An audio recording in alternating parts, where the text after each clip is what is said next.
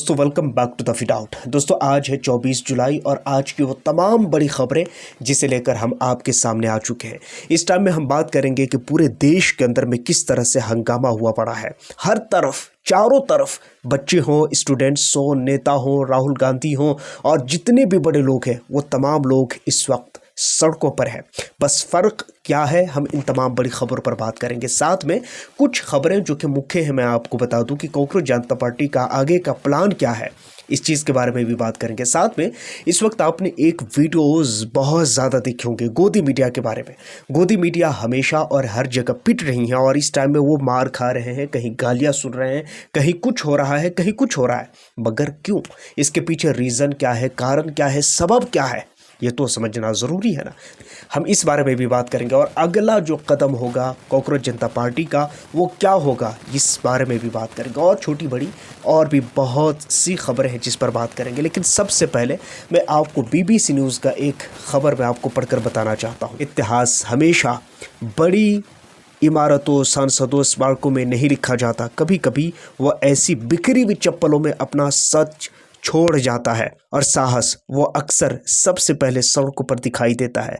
नाम न छापने की शर्त पर मन से एक आंदोलनकारी दोस्तों ये है BBC न्यूज़ की रिपोर्ट। ज़रा इस रिपोर्ट को, खबर को गौर से ज़रा पढ़िए और समझने की कोशिश कीजिए। सोचिए कि आज तक हम जिसे लोकतंत्र कह रहे थे उस लोकतंत्र का जनाजा आखिर कैसे निकल गया है। सोचिए कि वो लोकतंत्र जिस पर हमें नाज था, जिस पर हमें गर्व था कि हाँ हम ऐसे देश में रहते हैं जिसे मदर ऑफ डेमोक्रेसी कहा जाता है, मगर ऐसे देश का जनाजा कैसे निकल गया था।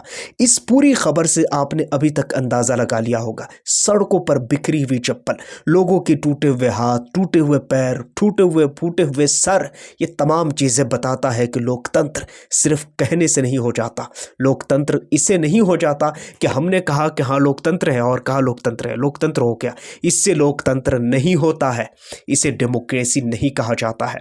मैं आपको बताऊंगा दिल्ली के जंतर मंतर में इस वक्त अभिजीत दीपके की पार्टी कॉकरोच जनता पार्टी ने अल्टीमेटम जारी किया, जिसमें कहा कि हम 2 दिन का समय देते हैं, मतलब 24 तारीख तक के हम सब पूरा का पूरा समय देते हैं कि धर्मेंद्र प्रधान का इस्तीफा हो जाए, नहीं तो आगे चल कर के हम फिर 25 तारीख को पूरे देश के अंदर में और हर सिटीज़ से पूरी तरह से अमन तरीके से, शांति तरीके से हम फिर से प्रोटेस्ट करने जा रहे हैं। ये बयान खुद कॉकरोच जनता पार्टी के ऑफिशियल अकाउंट से, हैंडल से निकलकर सामने आया है। दोस्तों मेरा छोटा सा सवाल ये है कि एक धर्मेंद्र प्रधान को बचाने के लिए पूरी देश की जनता, पूरे देश के लोग एक तरफ खड़े दिखाई दे रहे हैं और सत्ता पक्ष एक तरफ खड़ा दिखाई दे रहा है। बताइए कि आज जिस तरह से भी जिन लोगों ने भी आज कॉकरोच जनता पार्टी या जंतर मंतर में बैठे या पटना में बैठे लोग प्रदर्शन कर रहे लोगों को जो लोग आतंकवादी बताते हैं, ज़रा वो मुझे बताएं कि क्या वो आतंकवादी, क्या अपने देश में हक मांगने का नाम आतंकवाद कब से हो गया है। मुझे बताइएगा कि आज पूरे देश के लोग इकट्ठे हो करके और सिर्फ एक मांग कर रहे हैं, वो भी इसलिए नहीं कि वो अपना काम अच्छे से कर रहे थे, सब सही चल रहा था, सब बढ़िया चल रहा था और यक बैग वहाँ लोग उठे और खड़े होकर कहने लगे नहीं धर्मेंद्र प्रधान का इस्तीफा होना चाहिए। ऐसा नहीं है। धर्मेंद्र प्रधान ने ऐसी गलती की है कि अगर वो किसी दूसरे देश में होता तो शायद उसका ठिकाना कहीं और हो गया होता, मगर ये तो खुशकिस्मती रही धर्मेंद्र प्रधान की कि वो भारत के शिक्षा मंत्री हैं। अब मेरा सवाल ये है कि इस टाइम में एक आदमी को बचाने के लिए इतने छात्रों को मारा गया, इतने बच्चों को, इतनी बच्चियों को मारा गया, मगर फिर भी धर्मेंद्र प्रधान के इस्तीफा पर कोई बात नहीं हो रही है। इस टाइम में प्रधानमंत्री मोदी खुद क्या कुछ कहते हैं मैं आपको दिखाना चाहूँगा। प्रधानमंत्री मोदी इस वक्त खुद जो कुछ कह रहे हैं ज़रा इसे गौर से पढ़िए। प्रधानमंत्री मोदी इस वक्त पोस्ट करके कह रहे हैं कि जिन लोग भी इस पूरे कार्यक्रम में शामिल था, यानी पेपर लीक में शामिल था, उस पर कड़ी से कड़ी कार्रवाई की जाएगी। सोचिएगा प्रधानमंत्री मोदी, बहुत देर हो चुका है, आप देश के प्रधानमंत्री हैं, पूरा का पूरा मणिपुर जलता रहा मगर आप खामोश रहें, आप विदेश के दौरे करते रहे, पूरा का पूरा इस देश को जलाकर राख कर दिया एक असामाजिक तत्व के लोगों ने। यहाँ इस देश में हर घंटे, हर मिनट, हर सेकंड पर सांप्रदायिक तनाव होता है। मेरी बात मत मानिए, आप जाइए गूगल करिए, सर्च कीजिए, आप सिर्फ इतना जाकर सर्च कीजिए कि पूरी दुनिया के अंदर में सबसे ज़्यादा धार्मिक हिंसाएं कहाँ पर होती है। आपको भारत का नाम टॉप ऑफ द लिस्ट नहीं देखने को मिला, कल होकर के आप मेरा गिरबान पकड़ लीजिएगा।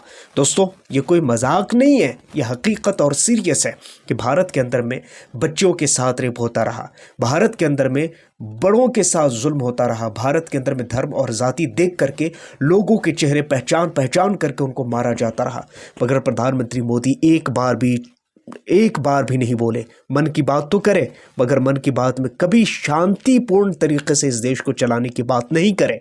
आखिर ये सवाल प्रधानमंत्री मोदी पर क्यों उठ रहा है? मैं तो यहां तक कहता हूं कि काश अगर प्रधानमंत्री मोदी आज से 5 साल पहले अगर मर गए होते ना, तो मेरा यकीन कीजिए लोग उसे भगवान का दर्जा दे दिए होते। मगर प्रधानमंत्री मोदी इस वक्त जिंदा है और शायद इसी वजह से वो गालियां सुन रहे हैं और गालियां खा रहे हैं और लोग उसे गालियां दे रहे हैं।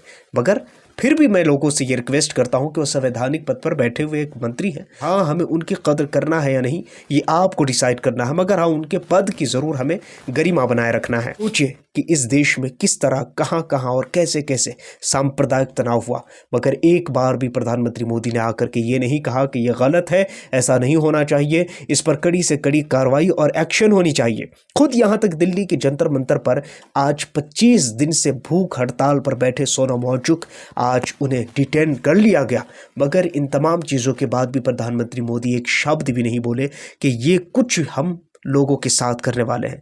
अब जाकर के जब पूरे देश के अंदर से नागपुर, उत्तर प्रदेश और बिहार में, खासकर पटना के अंदर में, दिल्ली के अंदर तो है ही जंतर मंतर, उन तमाम जगहों से लोग जब उठ खड़े हुए इस देश के सरकार और हुकूमत के खिलाफ, तब जाकर प्रधानमंत्री मोदी की नींद खुली और प्रधानमंत्री मोदी ने टक टक टक टक ट्वीट कर दिया और कहा कि नहीं, ये जो कुछ हो रहा है हम इस पर कड़ी से कड़ी एक्शन लेंगे।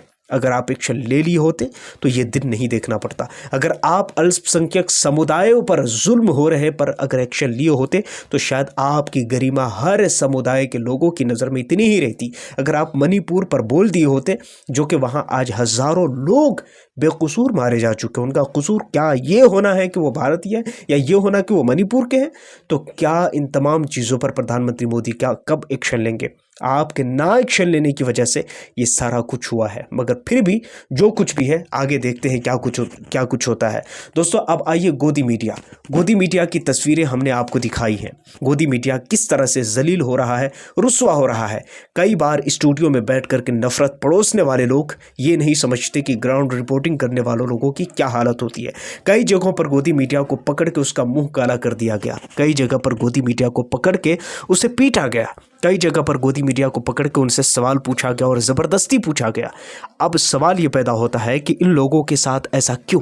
तो सोचिए कि स्टूडियो में बैठ करके ठंडी ठंडी हवा लेने के बाद उन बच्चों के बारे में जो अपनी पूरी ज़िंदगी की मेहनत और कमाई और अपने बाप की प्रॉपर्टी और संपत्ति को बेच करके जब एग्ज़ाम देने जाते हैं और वो पेपर लीक हो जाता है, उस पर सवाल पूछने के बजाय सरकार की चाटुकारिता करना, क्या ये सही है?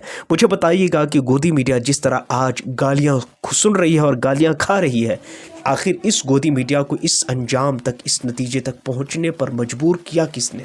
सोचिएगा, ज़रा एक घड़ी के लिए सोचिएगा।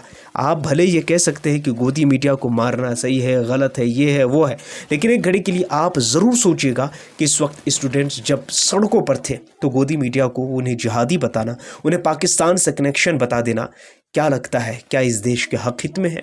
क्या इस देश के लिए अच्छा है? क्या स्टूडेंट्स के लिए अच्छा है? अब मुझे बताइएगा कि इन बच्चों का जो अपने हक और हित की बात करने चले थे, उन बच्चों का यहाँ पर गोदी मीडिया ने सीधा पाकिस्तान से कनेक्शन जोड़ दिया। तो मुझे बताइएगा, अगर इन बच्चों का कनेक्शन अगर पाकिस्तान से हो सकता है, तो वो लोग जिन्होंने पेपर लीक करवाया है उनका कनेक्शन कहाँ से हो सकता है? आखिर इन बच्चों का कनेक्शन अगर तुम पाकिस्तान से निकाल सकते हो, तो उन धर्मेंद्र प्रधान जैसे हज़ारों नेता जो इस देश में बैठ करके जनता के टैक्स के पैसों से मलाई खा रहे हैं, उनका कनेक्शन कहाँ से हो सकता है? क्या उनका कनेक्शन तुम नहीं निकालोगे? उनका कनेक्शन भी तो निकालना पड़ेगा। तो कहीं ना कहीं जो जिस तरह से गोदी मीडिया इस टाइम में जलील हो रही हैं, गोदी मीडिया इस टाइम में जिस तरह से मार खा रही हैं, मुंह काले किए जा रहे हैं, ये डिज़र्व करते हैं, ये बिल्कुल डिज़र्व करते हैं कि इनके साथ ऐसे ही होने चाहिए। क्योंकि ठंडी एसी में बैठ करके झूठ पड़ोसना, ठंडी एसी में बैठ करके दूसरों पर लांछन छान लगाना, ये बड़ा आसान है, मगर सही मानों में उन्हें प्रूफ करना बड़ा मुश्किल हो जाता है। सोचिए कि हमारे देश के किसी भी बड़े नेताओं के बच्चे या बच्चियां कभी भी सड़कों पर दिखाई नहीं देती। वो कभी लंदन, कभी अमेरिका, कभी यूरोप होते हैं और गरीब के बच्चे हिंदू वर्सेस मुस्लिम करते हैं, गरीब के बच्चे यहाँ लड़ाइयाँ करते हैं, गरीब के बच्चे यहाँ धार्मिक जो झंडे हैं वो उठाते हैं, चाहे वो किसी भी धर्म के हो, गरीब के बच्चे वो धार्मिक झंडे उठाते हैं और वो गरीब के बच्चे हर तरफ से कहीं ना कहीं मारे जाते हैं। और इस चीज़ को समझना होगा, और जब तक कि आप खुद नहीं समझेंगे एज अ पर्सन, उस वक्त तक कि आपके इस दर्द को समझने वाला कोई नहीं होगा। इसलिए सबसे पहले आपको समझना होगा। अगर आप नहीं समझेंगे तो फिर कोई नहीं समझेगा इस चीज़ को। दोस्तों, इस टाइम में अगर आप गौर करेंगे और देखेंगे तो जंतर मंतर भरा पड़ा है।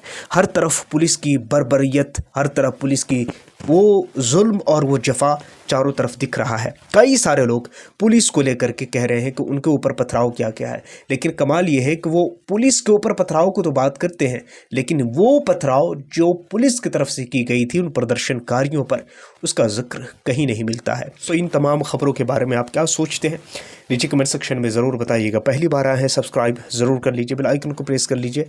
अपना बहुत सारा ख्याल रखिए। मिलता हूँ किसी और वीडियो ऑन टॉपिक के साथ, जब तक के लिए थैंक यू फॉर वॉचिंग।